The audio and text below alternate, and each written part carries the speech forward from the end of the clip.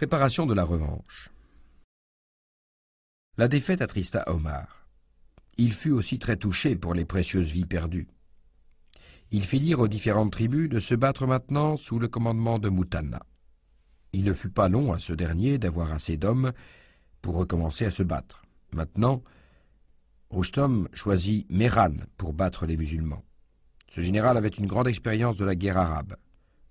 Rustom était sûr que Mehran serait plus qu'un égal pour Muthanna. Pour l'être davantage, il mit sous son commandement 12 000 hommes de la garde royale. Les deux armées se rencontrèrent à Koufa. L'Euphrate coulait entre eux. Mehran demanda à Muthanna s'il le traverserait. Muthanna ayant refusé, les Iraniens traversèrent le fleuve. Et la bataille commença. Ce fut un combat farouche. Les Iraniens étaient supérieurs en nombre, mais les musulmans combattaient désespérément.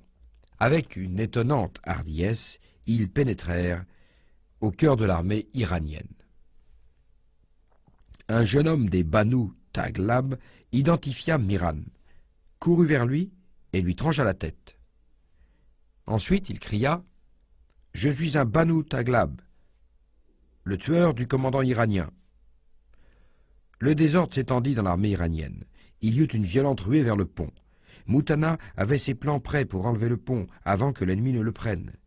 Des milliers d'Iraniens en fuite se noyèrent. Pas moins de 100 000 d'entre eux perdirent leur vie dans cette bataille. La victoire musulmane était complète. Tout l'Irak et l'Euphrate étaient maintenant aux mains des musulmans. Yezgird, couronné roi. La défaite avait beaucoup troublé les chefs de l'Iran. Les nobles se réunirent à nouveau en conseil. « La situation doit être sauvée, dirent-ils. Pour cela, aucun prix ne doit être considéré comme trop élevé. » Finalement, ils furent d'accord qu'une femme ne pouvait pas diriger les affaires de l'État. Ils la remplacèrent par un roi, jeune homme d'esprit de 21 ans, du nom de Yezgird. Le nouveau roi commença sa tâche en bon ordre, réorganisa l'armée, renforça les défenses frontières, incita les nobles à passer à l'action. Chacun en Iran ressentit une nouvelle vague de vie. Certaines régions de l'Irak, prises par les musulmans, furent reprises. Et lorsque Omar sut cela, il ordonna à Muthanna de se retirer de la frontière arabe. Le calife ne voulait pas risquer la vie de ses hommes.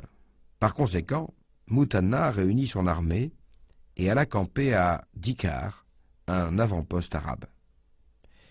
Tout l'Irak fut à nouveau aux mains des Iraniens. Pendant une courte période, l'Iran paraissait de nouveau puissant.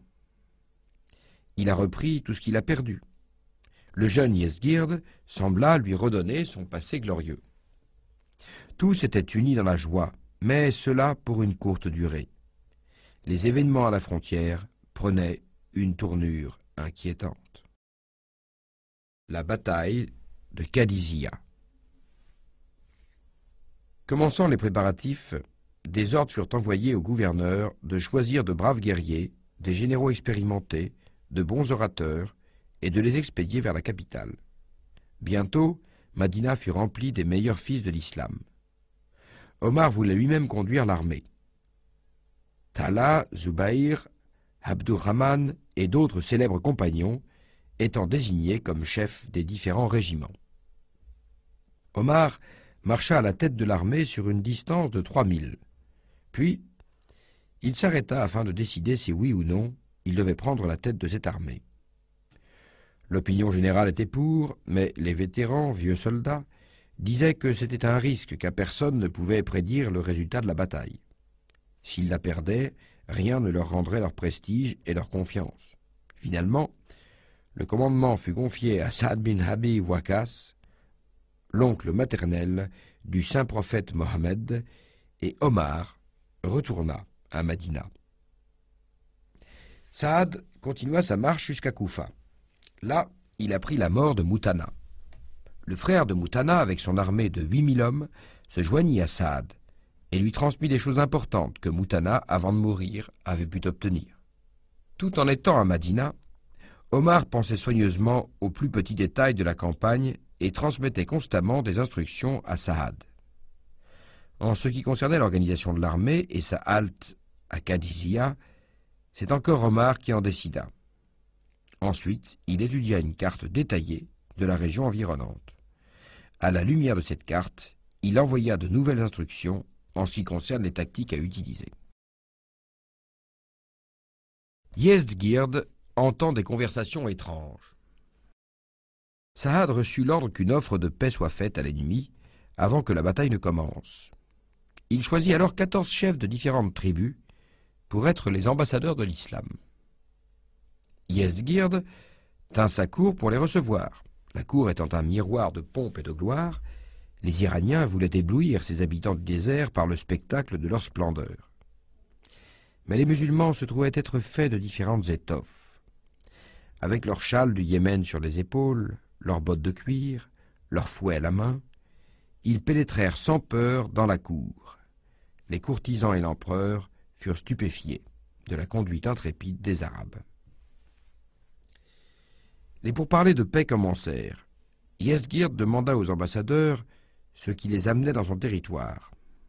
Naaman bin Makram, chef de la délégation, s'avança et dit « Ô roi, il n'y a pas longtemps, nous étions un peuple ignorant et sauvage. Allah nous a donné sa miséricorde en nous envoyant son prophète préféré, Mohammed, qui nous montra le chemin de la vérité. Il nous a appelés vers la bonne vie et nous a délivrés de tous les maux. Il avait dit que si nous acceptions son message, nous serions heureux ici-bas et aussi dans l'autre monde. Nous avons accepté son message et il nous a alors ordonné de le transmettre au peuple voisin. Ce message est l'islam, source de tous les biens. L'islam dit clairement ce qui est bien et ce qui est mal. Ô noble d'Iran, nous vous appelons à la paix. Si vous l'acceptez, rien ne peut être mieux. Nous vous laisserons le livre d'Allah qui sera votre guide. Vous n'aurez qu'à suivre ses commandements.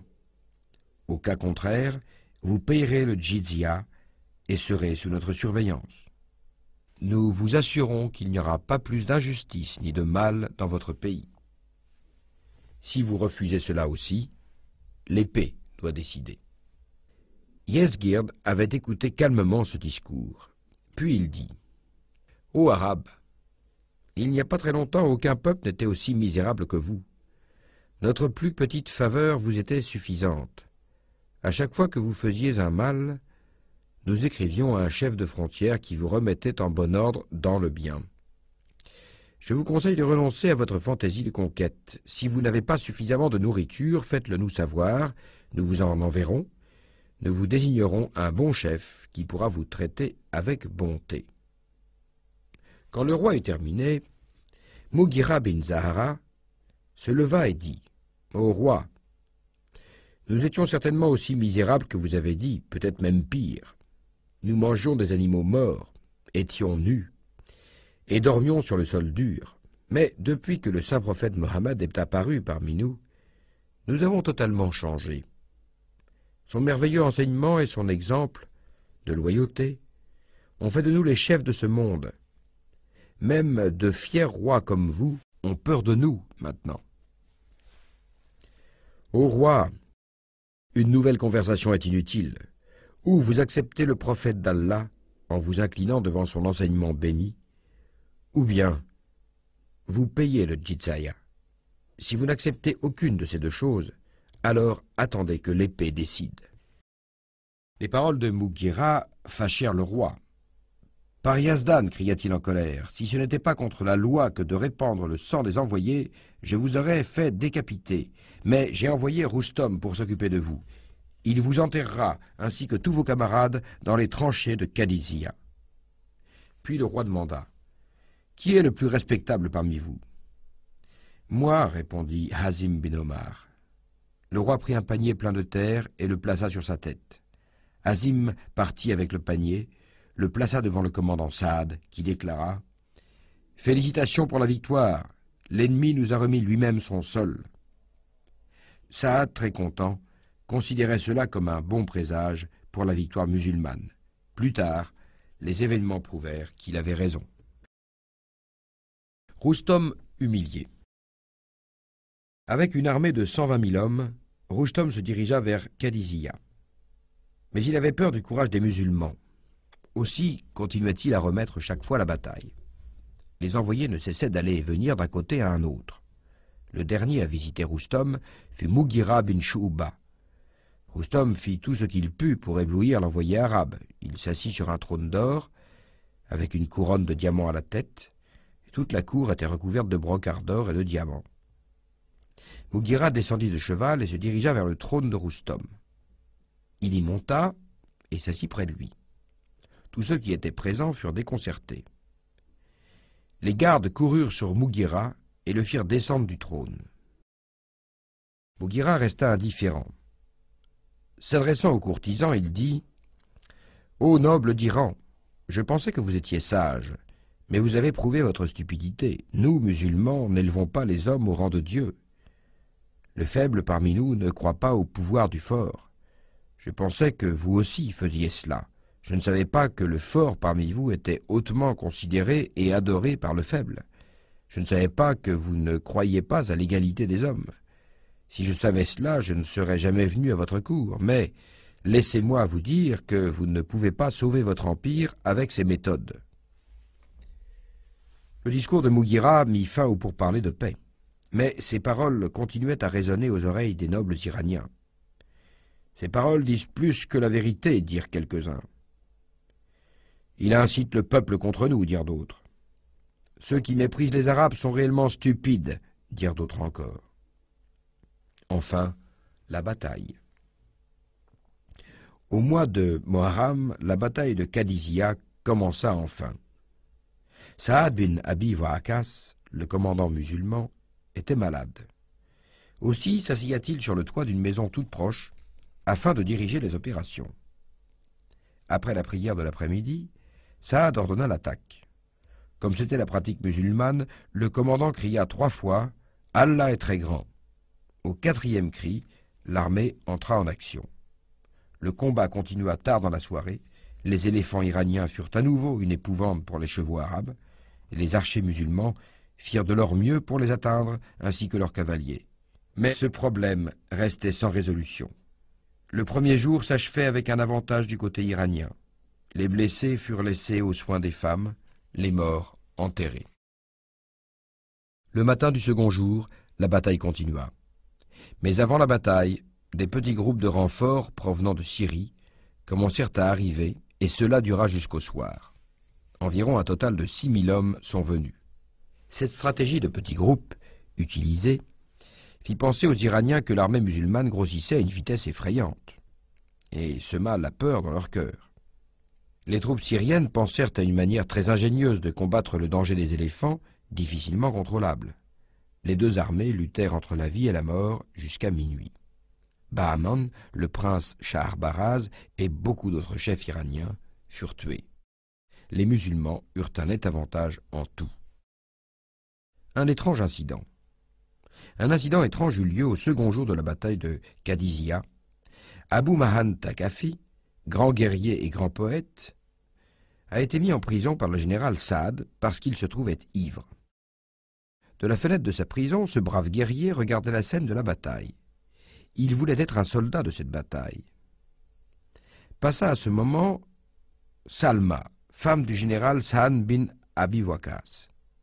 Il la supplia de le libérer afin de pouvoir combattre et déclara « Si je suis encore en vie jusqu'à ce soir, je reviendrai dans ma cellule en m'enchaînant moi-même. » Touchée par cet appel, elle le libéra. Aussitôt, il se lança dans la bataille. Du toit de sa maison, le général Saad observait le courage et la performance d'un de ses guerriers qui brisait la ligne ennemie. Il était rempli de joie pour son courage et voulait savoir qui c'était. La nuit venue, Abu Mahadjan revint à la prison et s'enchaîna lui-même.